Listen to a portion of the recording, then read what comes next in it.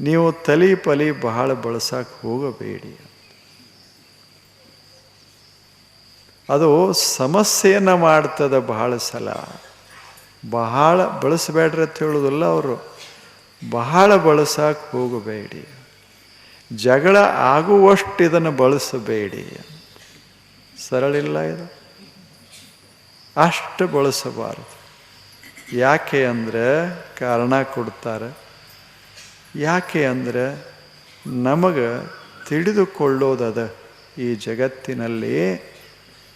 ಆದರೆ ಎಲ್ಲವನ್ನ ತಲೆಯಿಂದಲೇ ತಿಳಿದುಕೊಳ್ಳುತ್ತೇವೆ ಅಂತ ಇಲ್ಲ. ಎಲ್ಲವೂ ಬುದ್ಧಿಯಿಂದಲೇ ನಿರ್ಣಯಿಸಬೇಕು ಅಂದರೆ ಸಾಧ್ಯ ಇಲ್ಲ. ಬುದ್ಧಿಗೂ ಒಂದು ಮಿತಿ ಅದ. ಅದು ಏನನ್ನ ಹೇಳ್ತದೆ, ಏನನ್ನ ಕಾಣ್ತದೆ, 100ಕ್ಕೆ 100 ಪಕ್ಕ ಇರ್ತದಂತೂ ಹೇಳಲಿಕ್ಕಾಗೋದಿಲ್ಲ. ಈಗ ಬುದ್ಧಿಯನ್ನು ಬಳಸಿ ಈ ಮನುಷ್ಯ, ರಾಮ ಅನ್ನುವ ಮನುಷ್ಯ ಚಲೋ ಇಲ್ಲ ಅಂತ ನಿರ್ಣಯಕ್ಕೆ ಬರಬೇಕಾದರೂ ಎಷ್ಟು ಕಷ್ಟದ. ಒಳ್ಳೆಯವಾದಾನ ಅಂತ ಹೇಳಬೇಕಾದರೂ ಎಷ್ಟು ಕಷ್ಟದ ಹೇಳಿ. ಇಡೀ ಜೀವನದ ಎಲ್ಲ ಘಟನೆಗಳನ್ನು ಪರಾಮರ್ಶೆ ಮಾಡಲಾರದೆ ಈ ಮನುಷ್ಯ ಒಳ್ಳೆಯವ ಕೆಟ್ಟವ ಅಂತ ಹೇಳಲಿಕ್ಕಾಗೋದಿಲ್ಲ. ಮತ್ತು ಅಷ್ಟೆಲ್ಲ ನಾವು ನೋಡಲಿಕ್ಕೂ ಆಗೋದಿಲ್ಲ. ಯಾವಾಗಲೂ ಸಾಧ್ಯ ಅದ ಏನು? ಸುಮ್ಮನೆ ಒಂದು ಅಭಿಪ್ರಾಯ ಅಷ್ಟೆ. ಈ ಮನುಷ್ಯ ಒಳ್ಳೆಯವ, ಈ ಮನುಷ್ಯ ಕೆಟ್ಟವ, ಒಂದು ಸಾಮಾನ್ಯ ಅಭಿಪ್ರಾಯವೇ ವಿನಃ ಅದನ್ನು 100ಕ್ಕೆ 100 ಸಿದ್ಧ ಮಾಡಲಿಕ್ಕೆ ಬರೋದಿಲ್ಲ. ಈಗ ಅದಲ್ಲ, ಮಹಾಭಾರತದ, ರಾಮಾಯಣ ಅದ, ಮಂಥರೆ ಅಂತದ. ನಿಮ್ಗೆ ಗೊತ್ತಿರಬೇಕು, ಅತ್ಯಂತ ಕೆಟ್ಟವಳಂತ ಜಗತ್ತ ಹೇಳ್ತದೆ.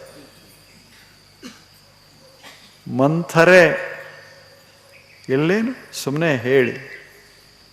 ಮಂಥರೆ ಉಳಿದವರೆಲ್ಲ ಬೈತಾರೆ, ಆದರೆ ಕೈಕೇಯಿಗೆ ಮಂಥರೆ ಬಹಳ ಪ್ರಿಯ. ಯಾಕೆ ಅಂದರೆ ಆಕೆ ಮಂಥರೆ ಕುರೂಪಿ. ಕುರೂಪ ಇದ್ದರೂ ಸಹಿತ ಕೈಕೇಯಿ ಆಕೆಯನ್ನು ಪ್ರೀತಿಸಿದ್ಲು. ಕೈಕೇಯಿಯನ್ನು ಸಣ್ಣವಳಿದ್ದಾಗಿನಿಂದ ಜೋಪಾನ ಮಾಡ್ತಾ ಬಂದವಳೇ ಮಂಥರ. ಆಕೆಗೆ ಹಗಲ ರಾತ್ರಿ ಒಂದೇ ಒಂದು ಇಚ್ಛೆ, ಕೈಕೇಯಿಗೆ ಒಳ್ಳೆಯದಾಗಬೇಕು. ಅದೊಂದು ಭಾವ ಅಲ್ಲೇ. ಕೈಕೇಯಿಗೆ ಒಳ್ಳೆಯದಾಗಬೇಕು. ಕೈಕೇಯಿಗೆ ಒಳ್ಳೆಯದಾಗಬೇಕಾದರೆ ಕೈಕೇಯಿಯ ಮಗ ಭರತ ರಾಜನಾಗ. ಆಕೆದೊಂದು ಭಾವ.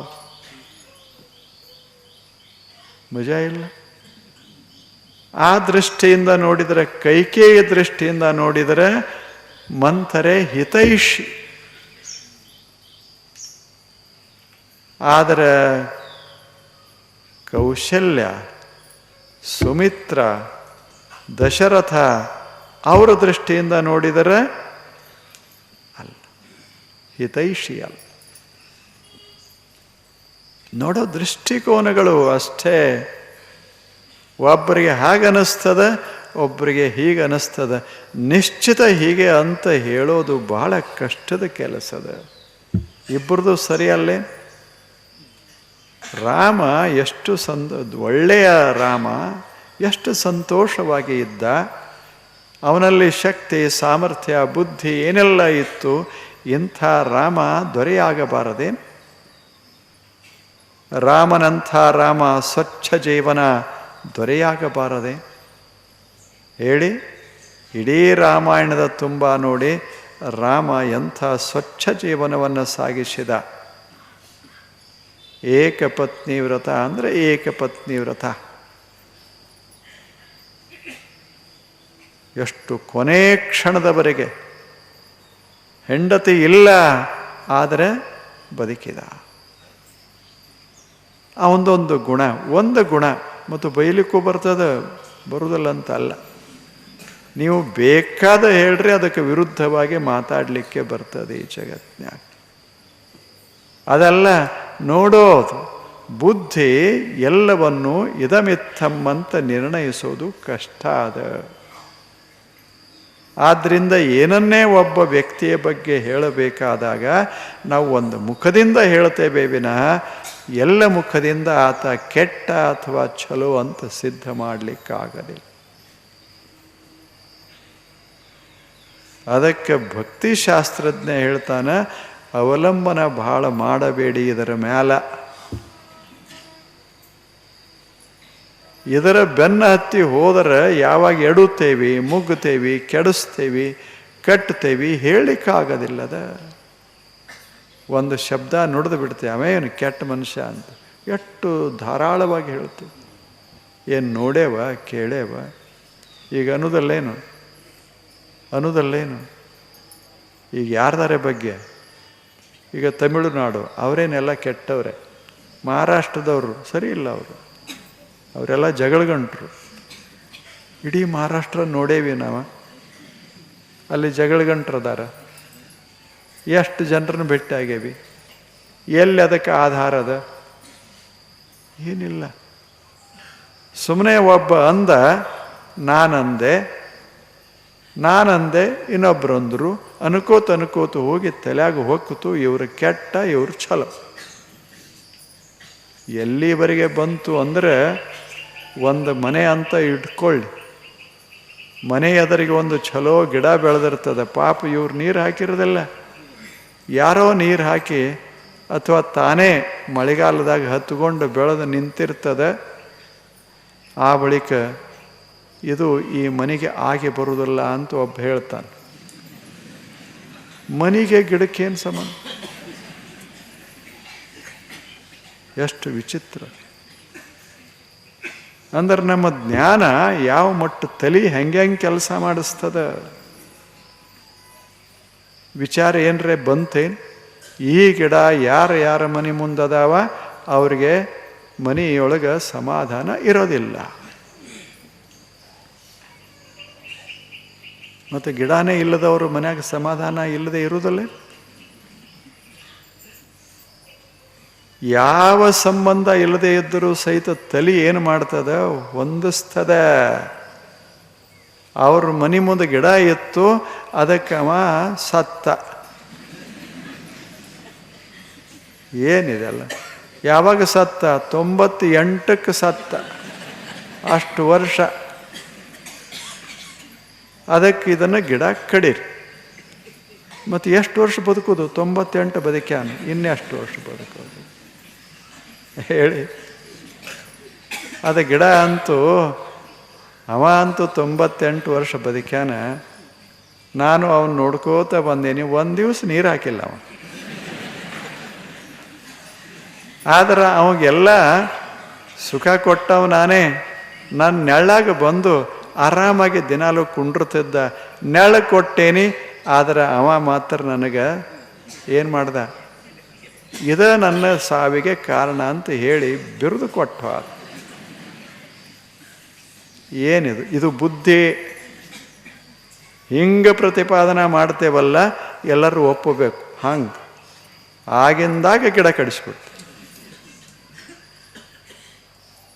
ನೆರಳು ಕೊಟ್ಟ ಗಿಡ, ಕಣ್ಣಿಗೆ ಸೌಂದರ್ಯ ಕೊಟ್ಟ ಗಿಡ, ನಮಗೊಂದಿಷ್ಟು ಪ್ರಾಣವಾಯುವನ್ನು ಕೊಟ್ಟ ಗಿಡ, ನಮ್ಮ ಜೀವನಕ್ಕೆ ಬೆಲೆಯನ್ನು ತಂದ ಗಿಡ, ಅದನ್ನು ಒಂದು ಕ್ಷಣದಲ್ಲಿ ನಿರ್ಣಯ ಮಾಡ್ತದ ಮನಸ್ಸ, ಬುದ್ಧಿ. ಇದು ನನಗೆ ಘಾತಕದ. ಎಲ್ಲಾದರೂ ಸರಿ ಹೇಳಿ, ಗಿಡ ಏನ್ರೆ ಘಾತ ಮಾಡ್ತದೆ. ಆದರೂ ಸಹಿತ ಮನುಷ್ಯನ ಬುದ್ಧಿ ಏನು ಮಾಡ್ತದೆ ಹೇಳಲಿಕ್ಕಾಗೋದಿಲ್ಲ. ಎದಿ ಛಲೋ ಇತ್ತು ಅಂದರೆ ಅದು ಉಳಿತಿತ್ತು. ಯಾಕೆ? ಇದು ಪ್ರೇಮಿತ್ತು, ಗಿಡವನ್ನು ಪ್ರೀತಿಸ್ತಿತ್ತು, ಹೂಗಳನ್ನು ಪ್ರೀತಿಸ್ತಿತ್ತು, ಹಣ್ಣನ್ನು ಪ್ರೀತಿಸ್ತದ ಹೃದಯ. ಅದು ಇತ್ತು ಅಂದರೆ ಉಳಿತಿತ್ತು. ಅದು ಹೋಯ್ತು, ತಲೆ ಬಂತಲ್ಲ, ಹೋಯ್ತು ಎಲ್ಲ. ನ ಅವಲಂಬ್ಯ ತರ್ಕ. ಬಹಳ ತರ್ಕ ವಿತರ್ಕ ಮಾಡಿ ಜೀವನವನ್ನು ಕಟ್ಟಿಕೊಳ್ಳೋದು ಕಷ್ಟ ಮನುಷ್ಯನೇ. ಅತೀ ತರ್ಕ, ಅತೀ ವಿತರ್ಕ ಮಾಡಲಿಕ್ಕೆ ಹೋಗಬಾರದು. ಮನುಷ್ಯನೇ ಸಹಜ ಸುಂದರ ಜಗತ್ತನ್ನು ಅನುಭವಿಸಬೇಕು. ಅದು ಅನುಭವಿಸಬೇಕು. ಪ್ರತಿಯೊಂದನ್ನು ಹಾಗೆ ತರ್ಕ ವಿತರ್ಕಗಳಿಂದ ಸಿದ್ಧ ಮಾಡಲಿಕ್ಕಾಗ್ತದೇನು ಹೇಳಿ? ಏನನ್ನ ಸಿದ್ಧ ಮಾಡಲಿಕ್ಕಾಗ್ತದೆ? ಬೇಕು ಮನುಷ್ಯನೇ ಬುದ್ಧಿ ಇರಬೇಕು, ಆದರೆ ಭಾವದ ಹಿನ್ನೆಲೆಯಲ್ಲಿ ಇರಬೇಕಷ್ಟೆ. ಎದೆಯೊಳಗೆ ಪರಮ ಪ್ರೇಮ ರೂಪ ಸಾತು ಭಕ್ತಿ, ಒಳಗೆ ಎದೆಯೊಳಗೆ ಮಧುರತೆ ಇರಬೇಕು, ತಲೆಯೊಳಗೆ ಸುಂದರ ವಿಚಾರಗಳಿರಬೇಕು. ಈ ಮಧುರತೆಯ ಹಿನ್ನೆಲೆಯಲ್ಲಿ ಇತ್ತು ಅಂದರೆ ಬುದ್ಧಿಯ ವಿಚಾರಗಳು ಚೆನ್ನಾಗಿರ್ತಾವ. ಇಲ್ಲದೇ ಇದ್ದರೆ ಎಲ್ಲವನ್ನ ಕೆಡಿಸ್ತು, ಎಲ್ಲವನ್ನ ಕೆಡಿಸ್ತು. ಈಗ ಆಗುವುದಲ್ಲೇನು? ನಿಮ್ಮ ವಾಸ್ತು ಅದ ಅಲ್ಲ, ಬಾಗಿಲೇನು ತಪ್ಪು ಮಾಡ್ಯದ? ಪೂರ್ವಕರು ಯಾರು ಇರೋದ್ಯಾಕ, ಪಶ್ಚಿಮಕ್ಕೆ ಹಾಕಿರೋದ್ಯಾಕ? ಪಾಪ ಅದಂಥದ್ದು. ಸುಮ್ಮನೆ ತಣ್ಣಗದೀನಿ, ಒಳಗೆ ಹೋಗಾಕ ಬರಾಕ ಅಷ್ಟೇ ನಾನು ಬಳಸ್ತಾರೆ. ಆದರೆ ಮನ್ಯಾಗ ನಡೆಯೋದಕ್ಕೆಲ್ಲ ನಾನೇ ಕಾರಣ. ಹಾಗೆ ಬುದ್ಧಿ ಎಲ್ಲದಕ್ಕೂ ನಾನೇ ಕಾರಣ. ಮನ್ಯಾಗ ಏನ್ರಿ ಒಂದಿಷ್ಟು ಆಯಿತು, ಎಡವಿ ಬಿದ್ದ ಹುಡುಗ ಬಾಗಲ ಉಂಡು ಹೊಟ್ಟಿ ಕೆಡಿಸ್ಕೊಂಡು ದವಾಖಾನಿಗೆ ಹೋದ, ಬಾಗಿಲ ಬಾಗಿಲ ಹಾಗಾದ್ರೆ ಮಜಾ ಇಲ್ಲ. ಹೀಗೆಲ್ಲ ಮಾಡ್ಕೋತ ಹೋದರೆ ಈ ಬುದ್ಧಿ ಜಗತ್ತಿನಲ್ಲಿ ಸುಂದರ ಜೀವನ ಸಾಗಿಸೋದು ಹೇಗೆ?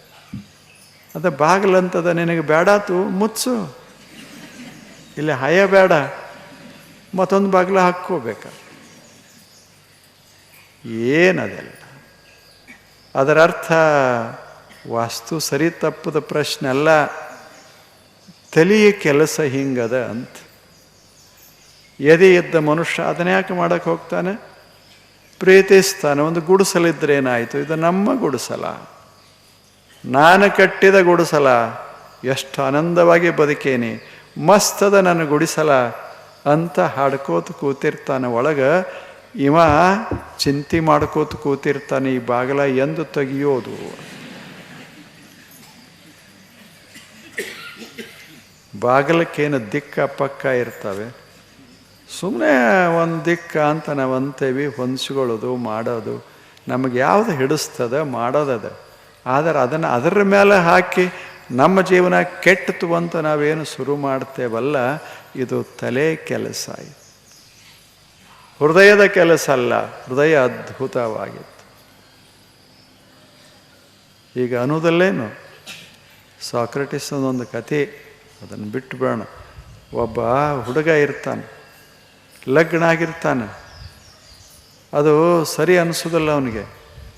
ಮತ್ತೊಬ್ಬರು ಲಗ್ನ ಆಗಿದ್ರೆ ಚಲೋ ಆಗ್ತಿತ್ತು ಅಂತ ತಲೆಗೆ ಹೋಗ್ತದೆ. ನೆರೆಮನೆ ಅವ್ರನ್ನ ನೋಡ್ತಾನೆ, ಅವ್ರನ್ನ ಲಗ್ನ ಆಗಿದ್ರೆ ಎಷ್ಟು ಚಲೋ ಆಗ್ತಿತ್ತಲ್ಲ. ಯಾವಾಗ ಇದು ತಲೆಯಾಗ ಹೋಗ್ತೋ ಅವ್ರ ಮನೆಯೂ ಹಾಳಾಯಿತು, ಇವ್ರ ಮನೆಯೂ ಹಾಳಾಯಿತು. ಇದನ್ನು ಮಾಡಿದ್ದು ಯಾವುದು? ತಲೆ. ಇಂಥ ಸಮಸ್ಯೆಗಳನ್ನು ನಿರ್ಮಾಣ ಮಾಡೋದು ಇದೊಂದು ತಲೆ. ಇಂಥ ತಲೆಯ ಬೆನ್ನು ಹತ್ತಿ ನಾವು ಬಹಳ ಹೋದೇವಿ ಅಂದರೆ ನಮ್ಮ ಜೀವನದ ಮಾಧುರ್ಯ ಹೋಗಿ ಬಿಡ್ತದೆ, ಹೋಗೇ ಬಿಡ್ತದೆ. ಅದಕ್ಕೆ ತಲೆ ಎಷ್ಟು ಬಳಸಬೇಕು ತಾವು ಯೋಚನೆ ಮಾಡಬೇಕು. ಎಷ್ಟೋ ಅಷ್ಟೆ, ಅತೀಯಾಗಿ ಬಳಸಬಾರ್ದು, ಮತ್ತು ಬಿಟ್ಟು ಬಿಡಬಾರ್ದು. ಮತ್ತು ತಲೆ ಅದ ಅಂದಾಗ ಸ್ವಲ್ಪ ಬಳಸ್ಕೋತು ಇರಬೇಕು. ಯಾವುದು ಚಲೋ ಯಾವುದು ಕೆಟ್ಟ ಅದ ಬುದ್ಧಿ ಹೇಳ್ತಿತ್ತು ಅಂದರೆ ಅದು ವಿವೇಕ. ತಲೆ ಹೆಂಗಾಗಬೇಕು ಅಂದರೆ ಶುದ್ಧವಾದ ವಿಚಾರಗಳು ಬರುವಂಗೆ ತಲೆಯನ್ನು ರೂಪಿಸೋದದೆ, ಅದಕ್ಕೆ ವಿವೇಕ ಅಂತಾರೆ. ಹಾಗಿತ್ತು ಅಂದರೆ ಅದು ಉಪಯುಕ್ತ, ಇಲ್ಲದೇ ಇದ್ದರೆ ಭಯಾನಕ ಪರಿಣಾಮಗಳನ್ನು ಉಂಟು ಮಾಡ್ತದೆ. ಎಲ್ಲ ತಲೆಯ ಕೆಲಸ, ಎಲ್ಲವೂ ತಲೆಯ ಕೆಲಸ. ಹೃದಯ ಹಂಗಲ್ಲ, ಎಷ್ಟಿದ್ದರೆ ಒಂದು ಕಥೆ ಅದು. ಸೂರ್ಯನ ಒಂದು 2 ಕಿರಣಗಳು ಬಂದು ಹಿಂಗೆ, ಒಂದು ಕಿರಣ ಅಲ್ಲಿ ಒಂದು ಗಟಾರದ ನೀರ ಹರಿದತ್ತು, ಹೊಲಸಾಗಿತ್ತಲ್ಲೇ. ಒಂದು ಮಡು ನಿಂತಿತ್ತು, ಮಡುವಿನಲ್ಲಿ ದುರ್ಗಂಧ ಇತ್ತು. ಸಣ್ಣ ಮಡು ಒಂದು ಈಟ, ಅದರ ದುರ್ಗಂಧ ಹರುತ್ತಾ ಇತ್ತು. ಒಂದು ಕಿರಣ ಬಂದು ಅದೇನು ಮಡು ಇತ್ತಲ್ಲ, ಹೊಲಸು ಮಡುವಿನ ಮೇಲೆ ಇಳಿತು. ಇನ್ನೊಂದು ಕಿರಣ ಬಂದು ಒಂದು ಮೊಗ್ಗೆ ಇತ್ತು, ಮೊಗ್ಗೆಯ ಮೇಲೆ ಇಳೀತು. ಆವಾಗ ಮೊಗ್ಗೆ ಅರಳಿತು, ಸುವಾಸ ಬಿಡ್ತು. ಅದು ಏನು ಇತ್ತಲ್ಲ ಕಿರಣ, ಅಲ್ಲೇ ಕೂತಿತ್ತಲ್ಲ, ಅದಕ್ಕೆ ಭಾರಿ ಸಂತೋಷ ಆಯಿತು. ನಾನು ಹೂವನ್ನು ಅರಳಿಸಿಬಿಟ್ಟೆ, ನಾನು ಅದ್ಭುತ ಕೆಲಸ ಮಾಡಿಬಿಟ್ಟೆ. ಹೂವಿನ ಮೇಲೆ ಬಂದ ಕೂತೆ, ಹೂವು ಅರಳಿತು. ಅದರ ಮಗ್ಗಲ ಅದು ಇತ್ತಲ್ಲ, ಕೊಳ್ಳ ಇದು ಇತ್ತಲ್ಲ, ಹೊಂಡ ಹೊಲಸಿತ್ತಲ್ಲ, ಎರಡನೇದ್ದೇನು ಬಂದಿತ್ತಲ್ಲ ಕಿರಣ, ಆ ಕಿರಣ ಏನು ಮಾಡ್ತು, ಅದನ್ನೆಲ್ಲ ಒಣಗಿಸ್ತು, ಮಡುವನ್ನು ಒಣಗಿಸ್ತು. ಆ ಬಳಿಕ ದುರ್ಗಂಧ ಹೋಯ್ತು, ಹೊಲಸ ಹೋಯ್ತು, ಅಷ್ಟು ಚೆನ್ನಾಗಿ ಮಾಡಿತ್ತು. ಆವಾಗ ಇದು ಮೊದಲನೇದ್ದು ಕಿರಣ ಹೇಳ್ತು, ಏನು ಎಂಥ ದುರ್ಗಂಧದ ಸ್ಥಳದಾಗ ಇಳ್ದಿ ನೀನು ಅಂತು. ತಲಿ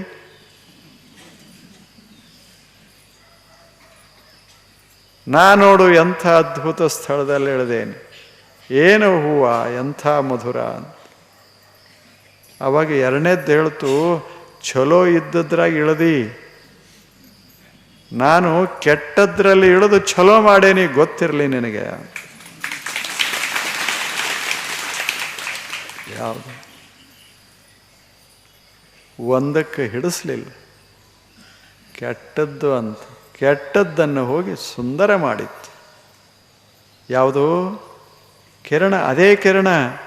ಹಂಗೆ ಒಂದು ಬುದ್ಧಿ ಹಿಂಗೆ ಮಾಡ್ತದ, ಒಂದು ಬುದ್ಧಿ ಹಿಂಗೆ ಮಾಡ್ತದೆ. ನಾವು ಹೆಂಗೆ ಬಳಸ್ತೇವೆ ಹಾಗೆ. ಒಂದು ಮಲ್ಲಿಗೆ ಹೂವಿನ ಮೇಲೆ ಇಳಿದು ಗರ್ವಿಷ್ಠ ಆಗಿತ್ತು, ಇನ್ನೊಂದನ್ನು ಸೇರಲಿಲ್ಲ. ಇನ್ನೊಂದು ಕೆಳಗಿಳಿದತ್ತು, ಹೊಲಸನ್ನು ಸ್ವಚ್ಛ ಮಾಡಿತ್ತು. ಬುದ್ಧಿ ಸ್ವಚ್ಛ ಮಾಡಬೇಕು. ಬುದ್ಧಿವಂತರ ಕೆಲಸ ಏನು ಈ ಜಗತ್ತಿನಲ್ಲಿ ಅಂದರೆ, ಜಗತ್ತಿನ ಸಮಸ್ಯೆಗಳನ್ನು ಬಿಡಿಸಬೇಕೇ ವಿನಃ ಕೆಡಿಸಬಾರದು. ಅದಕ್ಕೆ ಬುದ್ಧಿ ಅಂತ ಕರೀತಾರೆ. ಆದರೆ ಇದು ಒಮ್ಮೊಮ್ಮೆ ಕೆಡಿಸ್ತದೆ, ಏನೇನೋ ಮಾಡ್ತದೆ. ಅದಕ್ಕೆ ಇದನ್ನು ಬಹಳ ನಂಬಬೇಡಿ ಅಂತ ಭಕ್ತಿಶಾಸ್ತ್ರಜ್ಞ. ಮತ್ತು ಅದು ಕೆಟ್ಟತ ಹೇಳೋದಲ್ಲ, ಇದು ಇರಲಿ, ಇದರ ಹಿಂದೆ ಏನಿರಬೇಕು ಅಂದರೆ ಪ್ರೇಮ ಇರಬೇಕು, ಬುದ್ಧಿ ಇರಬೇಕು. ಪ್ರೇಮಯುಕ್ತವಾದ ಬುದ್ಧಿ ಇತ್ತು ಅಂದರೆ ಬುದ್ಧಿ ಹಾದ್ಯಾಗಿರ್ತದೆ, ದಾರ್ಯಾಗಿರ್ತದೆ. ಚಲೋ ಕೆಲಸಗಳು ಜಗತ್ತಿನಾಗ ನಡೀತಾವ, ಇಲ್ಲದೆ ಇದ್ರಾಗುವುದಿಲ್ಲ. ಚಲೋ ಇಲ್ಲ ಇದು. ತರ್ಕ ನ ಅವಲಂಬ್ಯ, ಬರೀ ತರ್ಕ ವಿತರ್ಕ ಇದನ್ನು ಅವಲಂಬಿಸಬಾರದು. ಭಕ್ತಿಯ ಕ್ಷೇತ್ರದಲ್ಲೂ ಅಷ್ಟೇ. ಇದು ಭಕ್ತಿ ಒಳ್ಳೆಯದು ಕೆಟ್ಟದ್ದು ಅಂತ ತಲೆ ಹಾಕ್ಕೋಬೇಡ. ಭಕ್ತಿ ಭಕ್ತಿ ಅಷ್ಟೆ. ತಲೆಗೆ ಹೋಯ್ತು, ಆ ಬಳಿಕ ಭಕ್ತಿಯನ್ನು ಛಿದ್ರ ವಿಚ್ಛಿದ್ರ ಮಾಡ್ತದ ತಲೆ. ಆದರೆ ಹಂಗಾಗಬಾರದು. ಭಕ್ತಿ ಅದ್ಭುತವಾದದ್ದು ಅನ್ನೋದನ್ನು ಗೊತ್ತು ಮಾಡಿಕೊಂಡಿರಬೇಕು. ಅದನ್ನು ಬುದ್ಧಿಯಿಂದ ಸಿದ್ಧಗೊಳಿಸೋದಲ್ಲ, ಅದು ಸಹಜ ಸಿದ್ಧ, ಸ್ವಯಂ ಸಿದ್ಧ ಅದ. ಅಂಥದ್ದು ಹೃದಯ. ಅಲ್ಲಿ ತರ್ಕ ವಿತರ್ಕಗಳಿಗೆ ಅವಕಾಶ ಇಲ್ಲ. ಅದು ಮಧುರತೆ ಅಷ್ಟೆ. ಬುದ್ಧಿ ಮಧುರತೆಯನ್ನು ಹೊಂದಿರಬೇಕು, ಹಿನ್ನೆಲೆ ಮಧುರತೆ ಇರಬೇಕು. ಆವಾಗ ಸುಂದರವಾದ ಜೀವನ ಪ್ರಾರಂಭವಾಗ್ತದೆ.